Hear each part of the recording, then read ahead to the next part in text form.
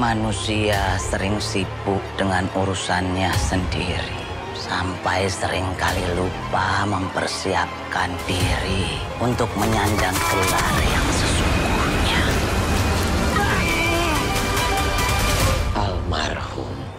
Assalamualaikum.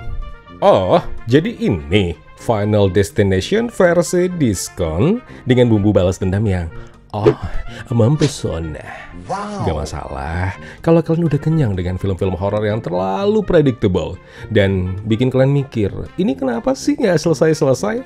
Nah pertanyaannya, emang film A Final Destination versi diskon yang penuh dengan balas dendam ini emang gak bisa bikin kalian mikir? Oh tentu. No!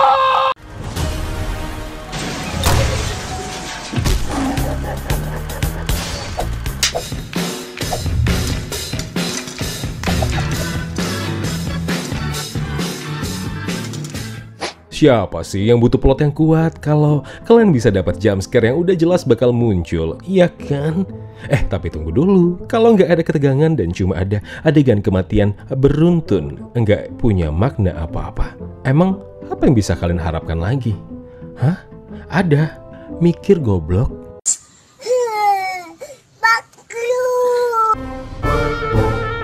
Film Almarhum mengangkat mitos Jawa tentang Selasa Kliwon sebagai hari penuh dengan kesialan. Hayo, siapa yang lahir di hari Selasa Kliwon? Aduh, mudah-mudahan tidak dihantui sama kesialan ya.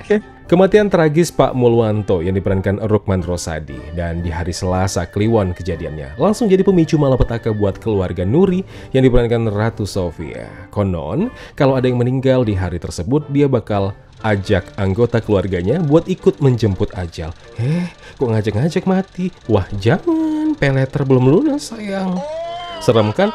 Serem. Nah karena itu keluarganya yang ditinggal harus ikutan ritual tuh, biar nggak kena kutukan yang katanya bisa bikin mereka nyusul ke alam baka.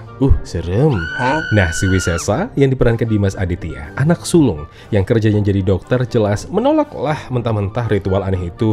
Ya iya, udah sekolah tinggi-tinggi mahal-mahal jadi dokter, masa iya percaya sama ritual begituan?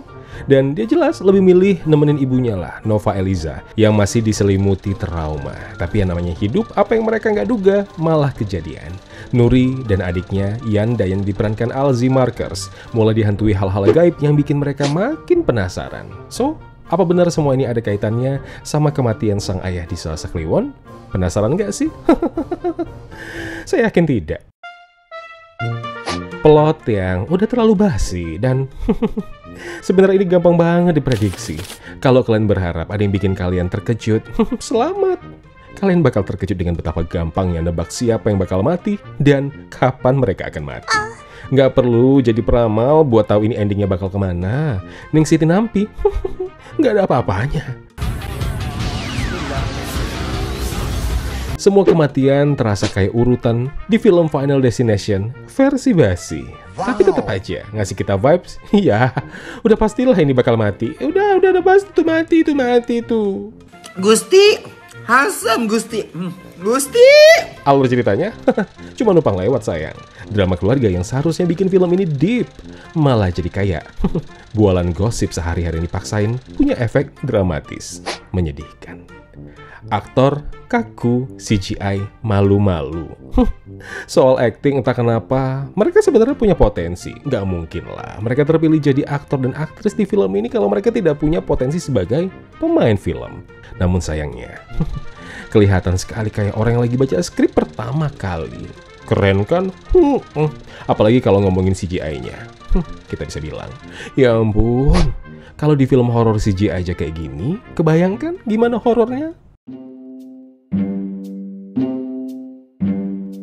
Ritual yang dipaksain dan twist yang terlalu maksa. Mungkin mereka kira kalau masukin ritual-ritual atau twist-twist kayak gitu, film ini jadi lebih misterius.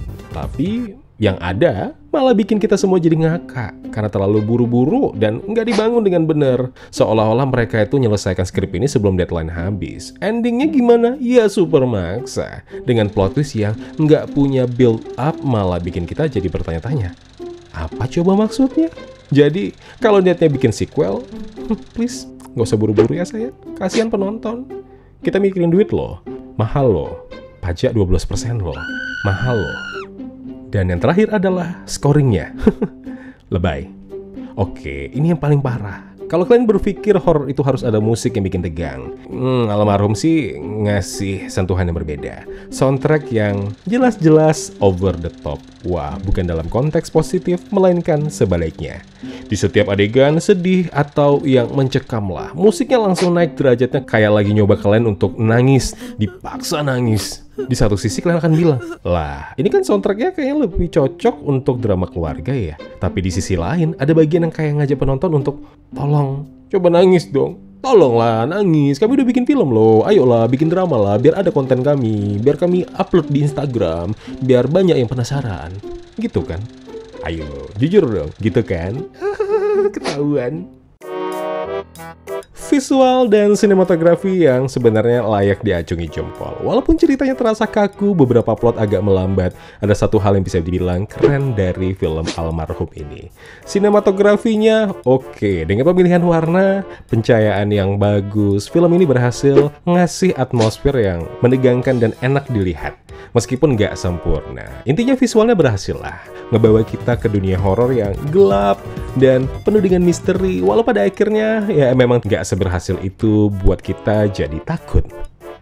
Elemen horor yang masih relatable, meskipun horornya terkesan basi. Tema kematian beruntun, supranatural, ya masih cukup relate lah. Apalagi sih mau dibuat, udah paling aman lah. Ya tetap, aku akan tempatkan ini sebagai salah satu keunggulan. Ya urusan basi atau tidaknya ya sudah lah. Ya mau gimana lagi kan, nanti kalau dibikin ide film horor temanya pocong Teletubbies, nanti diejek, ya kan? Pocong. Pocong. Pocong. Jadi intinya adalah, meskipun ceritanya terkesan biasa aja, setidaknya elemen-elemen ini bisa bikin film Almarhum cukup grounded dalam konteks budaya lokal. Wow. Gusti. So kesimpulannya gimana? Ya jujur, film Almarhum punya premis yang kayaknya bisa bikin kita mikir, wah seru nih. Tapi ternyata film ini lebih kayak deretan kematian yang nggak ada tujuannya. Terus kita cuma bisa bengong dan bilang, kenapa sih nggak effort lebih dikit aja gitu? Kan udah bikin konsepnya kayak Final Destination. Ya janganlah dipangkas, janganlah didiskon, gitulah nyet.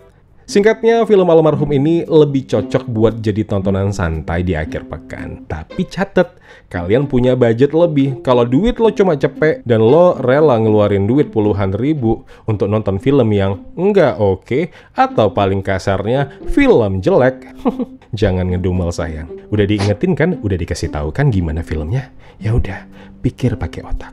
Kalau udah dipikir, like dong videonya. Kalau belum, kalau nggak mau, ya udah dislike juga nggak apa-apa. Jangan lupa juga untuk share pendapat kalian di kolom komentar biar kita bisa diskusi bareng-bareng. Dan jangan lupa juga untuk subscribe channel Kawan Review biar makin rame channel ini. Ya. Kalau begitu aku Zain pamit undur diri. Kita ketemu lagi di video berikutnya. Wassalamualaikum.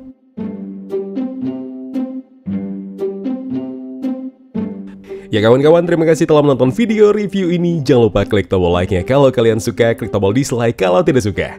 Klik juga tombol subscribe dan bel notifikasinya biar nggak ketinggalan review-review film terupdate lainnya. Kalau gitu aku Zain pamit undur diri. Terima kasih, jaga kesehatan, tetap positif, dan jangan lupa bahagia.